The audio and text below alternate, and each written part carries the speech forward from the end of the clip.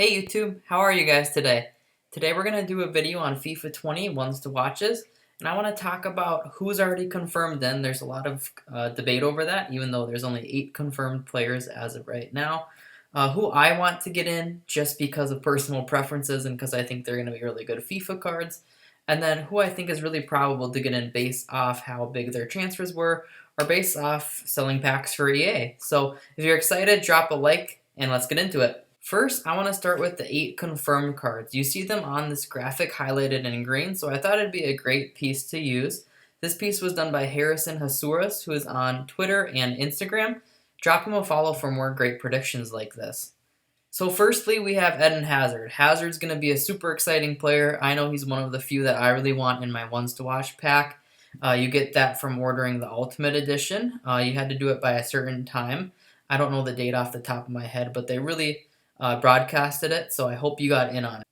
Jovic, another huge transfer from Madrid. They went crazy in this window, I know, but I think he's going to play really well there. I personally like his play style a lot, so I'm looking forward to that card. Hazard, I don't know how much time he's getting in Dortmund and how he's doing there, but he definitely has huge opportunity for success, and I think it's a great one to include. Pepe might be the most hyped up card we have on this entire list. So many people are excited about his 5-star skills, and I believe his head-to-head rating in FIFA 20 is already confirmed as an 83. So let's keep an eye out and see what he comes out as. Hilaire is really good for starter teams. I think that he's going to fit the new meta pretty well. So it's a pretty exciting pull even if you get a card like him. Joao Felix has a ton of hype right now. Almost more than anyone else probably in the world at this moment because of how well he's doing from the transition to Liga NOS to La Liga for Atletico. I know they signed him for a ton of money, but it looks like that money is worth it so far. Joelinton had an FFS card, Foot Future Stars card, in FIFA 19, so there's a lot of excitement around his cards this year. I definitely think that's a good pick as well. Lastly, we had to include Wan-Bissaka because of the Man U hype. He's playing really well for them. Goes really well forward, so I really hope that he gets upgraded soon, just from his assist and clean sheets, and I think it'd be a fantastic card in the future. He is confirmed as a 79 as of right now, according to the leaks, but I hope he comes out higher than that, and if not, I hope he gets upgraded throughout the year. Those are the only 8 confirmations we have so far, and I expect it to be a 23-man roster, just like promos and other years past, so there's still a lot that's going to come out regarding ones to watch. I'm still hopeful that they actually extend the team. I know they don't usually do that, but to be fair, when's there ever been a ones to watch window like this? I mean, the transfer window has been absolutely absurd this year. I'm personally so excited to see these players play for their new teams and hopefully perform well and get upgraded throughout the year. It makes FIFA a lot more fun, and it definitely ties it in with the real world soccer. And I know I'll get ridiculed for saying soccer or football, whatever you want to call it. I like events that tie in FIFA and real life. It makes us much more prone to watch the games, just like the UCL this year with the UCL live cards. It was really crazy and really fun. Because we have these 8 confirmations and so many different transfers, there's going to be about 15 cards that remain that can be selected from for the rest of the team. I think a few of those are in this graphic itself, so I want to point out who I think will be in, or at least has a really high probability of being in. De Ligt is definitely one of them. Ajax captain moving to Juve. That's a huge transfer. It's different leagues, and he performs so well. There's a ton of hype around Ajax or ex-Ajax players. De Jong has to be in as well for me. He's a top-level midfielder already. I think he's proven that with Ajax and proven that as he started with Barca here, and I'm really excited to see how his career pans out. Griezmann, he needs to be in for me just because of his name value and the transfer fee. I think they got to include him for sure. Ndombele needs to be in my opinion, as well, just for a Spurs player and because he's performing really well for them this year, and on top of that, he has a ton of hype around him as Spurs fans love him. Militao definitely needs to be in. He's a FIFA favorite. His FFS card was fantastic last year in FIFA, and he had a team of the season that's rated as one of the best center backs of all time in FIFA, so I'd really like to see him included. A couple more cards from this graphic that I foresee being in are the Bayern boys Lucas Hernandez and then Coutinho. I think their transfers from different leagues has a huge impact on them being in, and I think they're going to be really hyped up. There are a few cards that Harrison didn't choose to include in this graphic that I think will be in.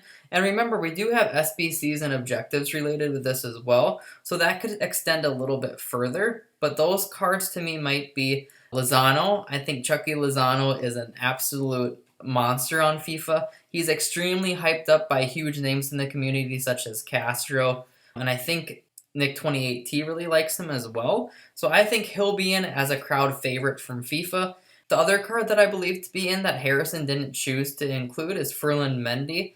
I know that Real Madrid has a plethora of players already, but that's a huge transfer and one of the biggest in the left back position to me. I just wanted to also mention a few of the cards that I'm really hopeful get included. I kind of covered who's already in and who has a high percentage chance of being in, but now I just want to cover cards that I personally want in ones to watch. I'd love Rabiot to be in because his card's so great on FIFA. He's going to be a great September through December kind of card in teams. I really want Perisic in. Perisic has 5-star weak foot in FIFA games and usually 4-star skill, so he plays fantastic as a left midfielder, or he usually gets some kind of featured card as a cam, and I've always loved him there. I'd love to see Ben Yedder in as well. I hope he has a huge season and gets upgraded a few times. He's a FIFA favorite and is always so dominant with that 5-star weak foot. Mbabu I'd love to see in because he's a really unique right back with his links, and now he's in a more popular league being the Bundesliga, so I hope that he can be utilized in teams far more. Of course, he gets that link with the kanji that people talk about, so that's a pretty exciting prospect there too. Lastly, I think a fun left back would be Firpo. I think he's going to get a pretty good card this year, and he strong links with a lot of the Spaniards, so I'm hoping for him personally as a left back, but that one I'm not super strong on. I just think he'd play pretty good on FIFA. You may or may not have already seen Ones to Watch videos out. I know a few different content creators are creating them, and I wanted to make my video a little bit different than the rest.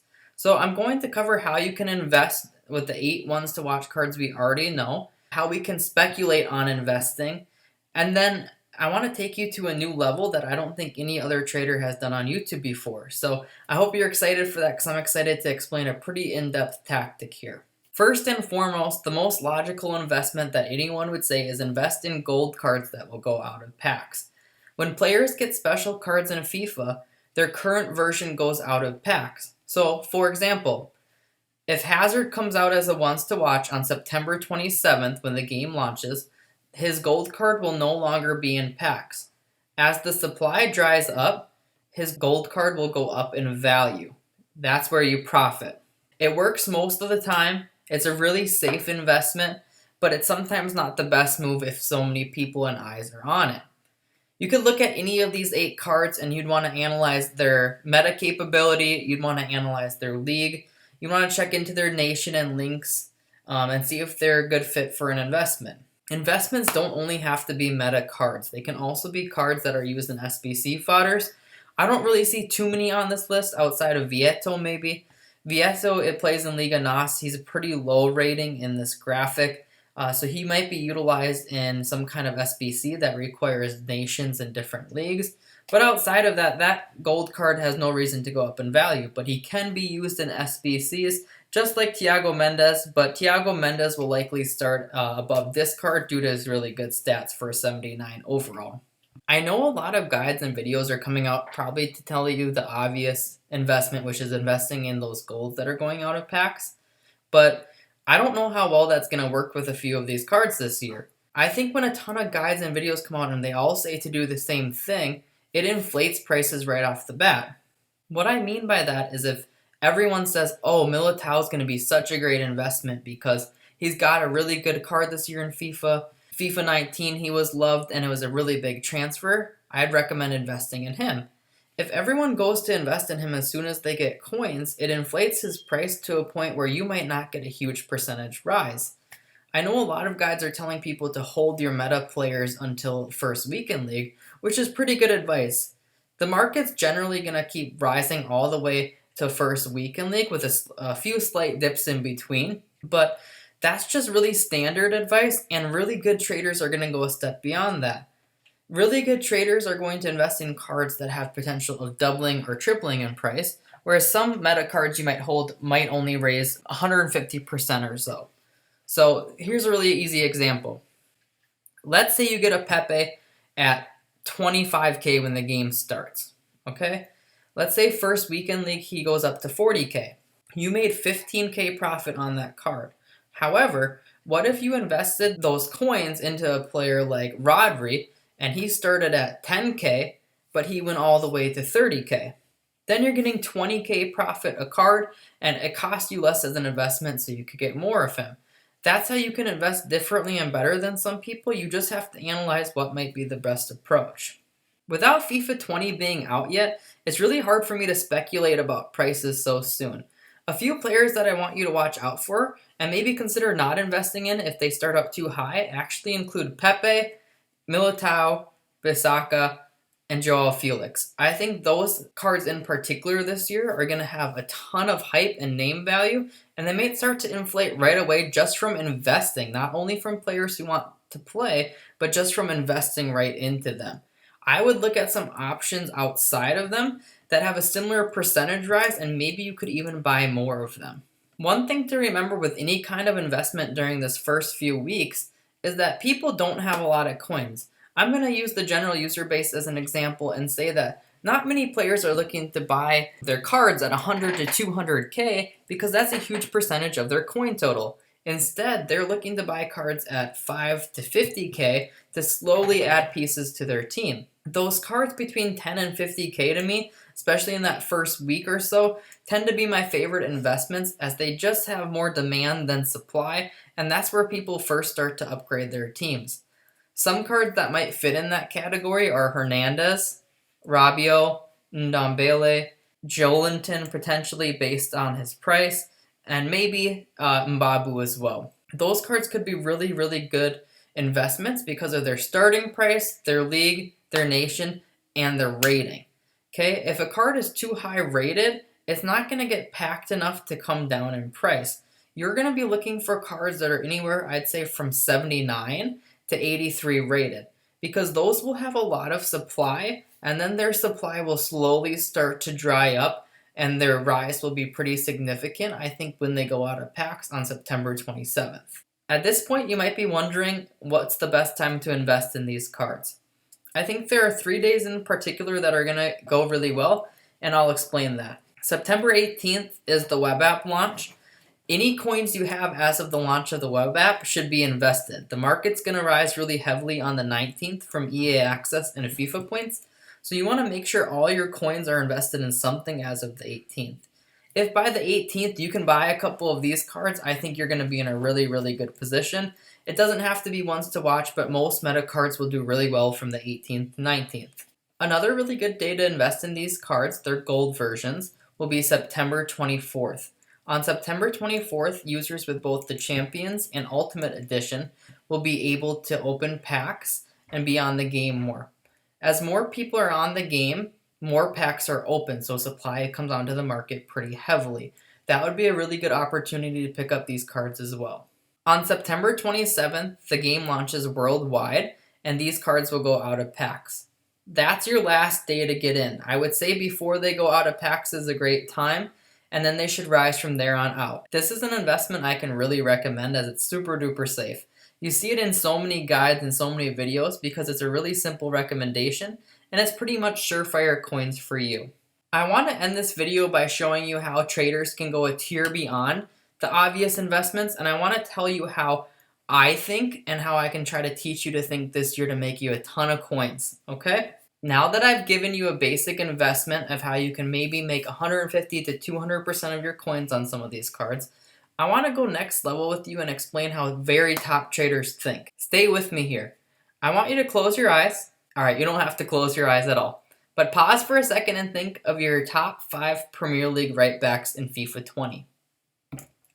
For me, I'd say it's Cancelo, Walker, Trent, Bisaka, and Aurier. Those are probably the top 5 right backs in the Prem for me. A couple things you should note from that list are that 2 of those cards are likely to be featured in ones to watch. Wan-Bissaka is already confirmed ones to watch this year, and I'd be pretty surprised if Cancelo didn't sneak in just from his name value. With Bissaka and Cancelo being ones to watch cards, and Walker being one of the best right backs known in FIFA, What that's going to do is that's going to lift all other right backs in the Premier League. As everyone is told to go invest in Bisaka's and Cancelo's and Walker rises in price, what's going to happen is that the average user won't be able to afford them. That user then is going to go to the next best option, which in this case to me is Trent Alexander-Arnold or Serge Aurier. As a trader, once Ones to Watch comes out for me, I'll not only be thinking about these investments, but I'll be thinking of investments that have been pinched by the position. This type of trading goes a step beyond the norm. There's so many different guides and so many different traders and so many different videos probably coming out here to invest in these gold cards. Anyone can do that. I could have summarized that video in one sentence for you. It's just the truth. That next level thinking is what gets you to be a top 100 trader and analyzing moves that others can't even think about. What will happen is Trent Alexander-Arnold or Serge Aurier might rise and people might say, oh, I should have invested in them. What was I thinking? But they won't even know that they rose because Bisaka, Cancelo, and Walker lifted those prices up. This is going to probably happen in multiple positions, and it will happen all year during promos and when other cards are limited on the market. It's a next level way to think, and you can apply that same method all year. I really hope today's video showed you how to invest in Ones to Watches, cards I want to see in, best times to buy, and a whole new method you may have never thought about. I appreciate you all taking the time to watch, and make sure to subscribe if you haven't already. Bye!